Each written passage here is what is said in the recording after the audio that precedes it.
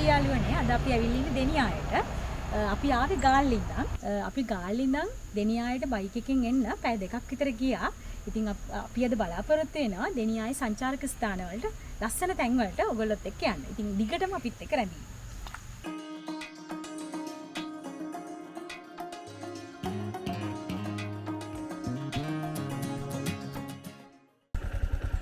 අපි දැන් දෙනියායේ ඉඳන් මාදම්පි පාරේ යන ගමන් ඉන්නේ. අපි ගොංගලට යන්න තමයි හිතාගෙන ඉන්නේ ඉස්සෙල්ලම. ඊළඟට මේ වෙලාවට ටිකක් මෙහෙට වහින්න වගේ තියෙන්නේ.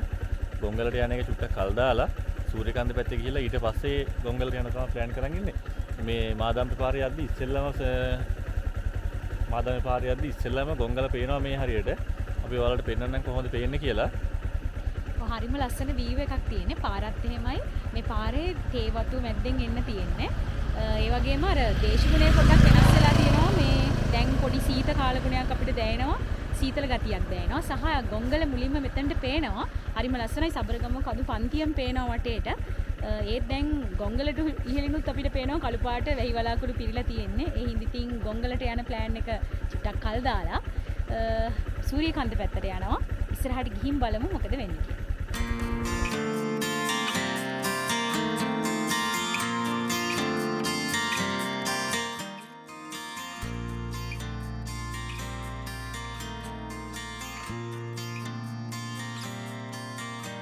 ගොංගලේ උඩ හරිය මීදුමෙන් වැහිලා තියෙන්නේ අඳුරු පාට වෙලා තියෙන්නේ.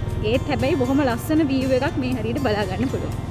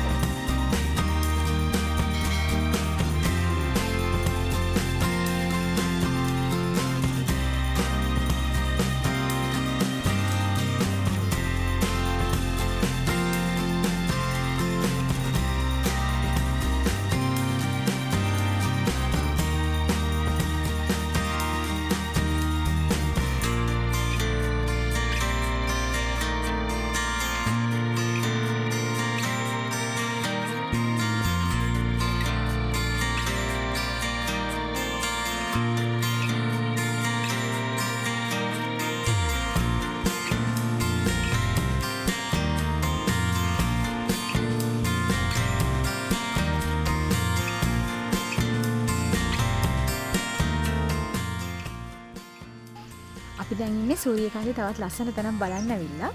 මෙතන තියෙනවා මෙතනින් උඩට ගියපුවාම තියෙනවා සූර්යකාන්තේ මිනි වර්ල්ඩ් සෙන්ටර් එකක්.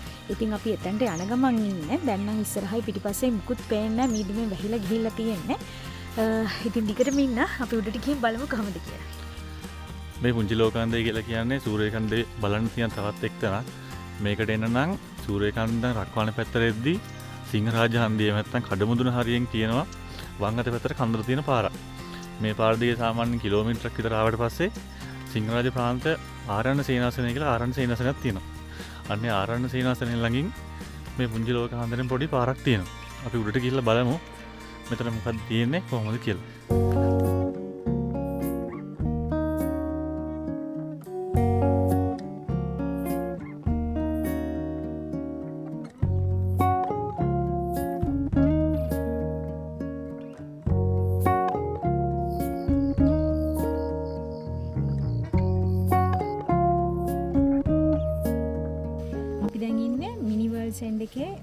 කෙලවරටම ඇවිල්ලා මෙතන දැන් නම් වටේම මීදුමෙන් පිරීලා තියෙන්නේ.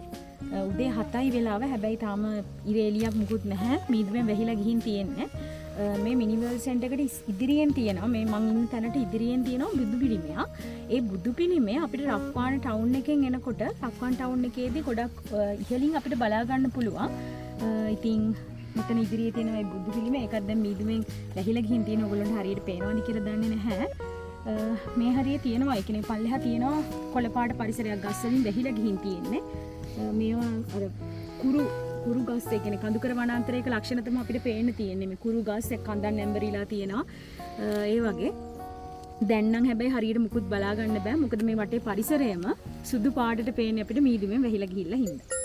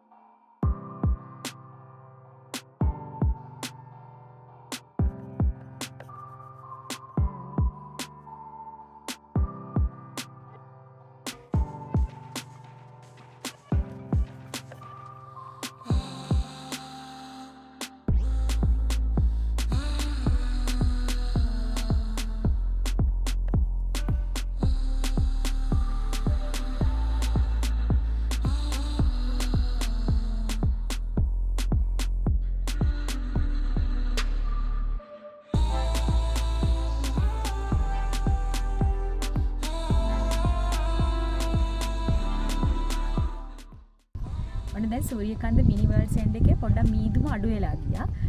අන්න එතකොට අපිට මේ වර්ල්ඩ්ස් එන්ඩ් එකේ ඉඳන් පල්ලෙහා බැලුවාම කෙලින්ම රක්වාන ටවුන් එක හොඳට පැහැදිලිව බලා ගන්න පුළුවන්. ඒ වගේම මේ බුදු පිළිමෙත් එක්ක ඉස්සරහා බැලුවොත් එහෙම මීදුම නැති වුණාට පස්සේ අපිට පේනවා අර සම්ප්‍රේෂණ කුළුණුත් එක්ක තියෙන සූරියකන්ද මෝර්නින් සයිඩ් කියන පැත්ත. ඉතින් හරිම ලස්සනයි. වලාකුළු වලට උඩින් ඉන්නා වගේ හැඟීමක් තමයි තියෙන්නේ. මීදුම එනවා, ඒ වගේම ශනිකව නැති වෙලා යනවා.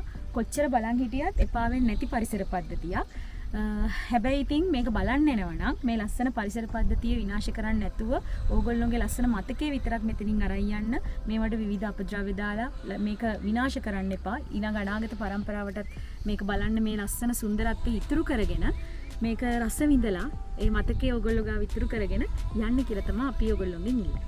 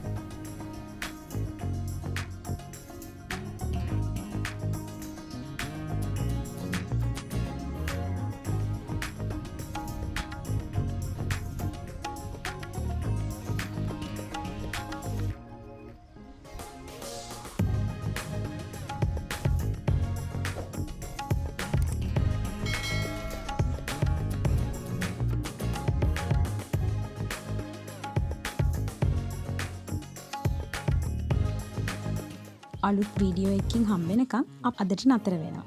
ඉතින් ඕගොල්ලොන්ගේ අදහස් මතක ඇතුව කමෙන්ට් කරන්න.